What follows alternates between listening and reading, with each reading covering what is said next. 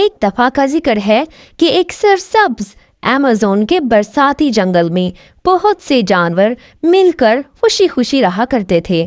یہ جانور آپس میں بہت ہی دوستانہ ماحول میں تھے۔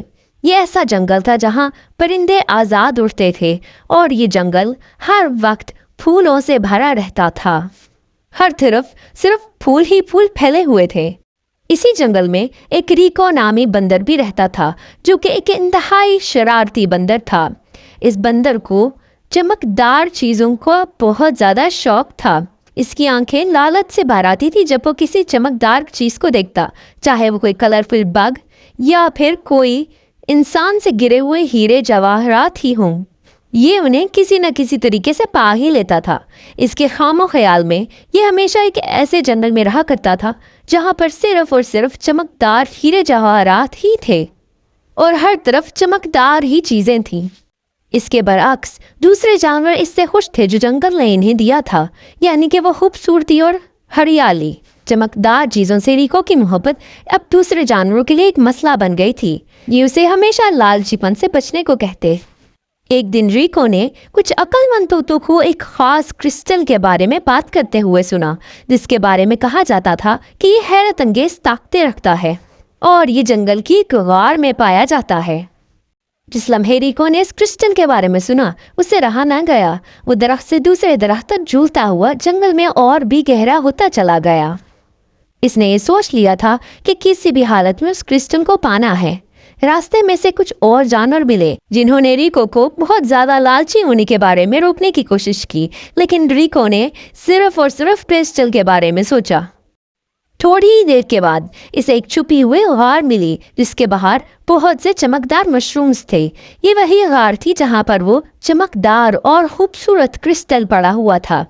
ریکو کو یہ سب دیکھ کر اپنی قسمت پر یقین نہیں آ رہا تھا۔ وہ بے حد خوش ہو گیا۔ اب وہ اس کے پاس گیا۔ جیسے ہی ریکو نے کرسٹل کو ہاتھ لگایا، کچھ عجیب سا ہونے لگا۔ جنگل میں ایک عجیب توانائی سی پھیل گئی۔ جو پرندے چہچہا رہے تھے انہوں نے چہچہانا چھوڑ دیا۔ یوں لگ رہا تھا کہ جیسے تمام کے تمام درختوں سے سارے پتے جھڑ چکے تھے۔ اور تو اور جنگل میں چلتی ہوئی ہوا ایک وزن رکھتی ہوئی بھاری سی محسوس ہونے لگی۔ اچانک سے تمام جانور اس غار کے باہر آنکھوں میں تجسس لیے جمع ہوئے۔ ایسے لگ رہا تھا کہ جنگل کے دل کی دھڑکن رک گئی ہو۔ ریکو کی لالچ نے جنگل کے لیے ایک بہت بڑا مسئلہ اکٹھا کر دیا تھا۔ جنگل کی خاطر ریکو نے اس کرسٹل کو واپس رکھ دیا اور اچانک سے پورا جنگل دوبارہ سے کھل اٹھا۔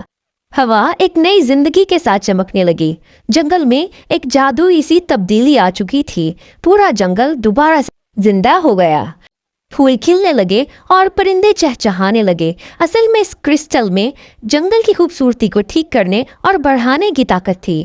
اب جو ریکو پچھتاوے کے لائق تھا، قسمت کے ایک موڑ نے ریکو کو غیر متوقع طریقے سے ایک ہیرو میں تبدیل کر دیا۔ اور تو اور کرسٹل نے اسے جانوروں کے ساتھ گہری سطح پر بات چیت کرنے کی منفرد صلاحیت عطا کی۔ اب ریکو ان جانوروں سے روز بات کرتا اور ان کے مسئلے سلجھاتا تھا۔ اس وجہ سے ریکو اور جانوروں کے درمیان پہلے سے بہت زیادہ گہری دوستی ہو گئی۔ جنگل اب پہلے سے زیادہ پھل پھول رہا تھا۔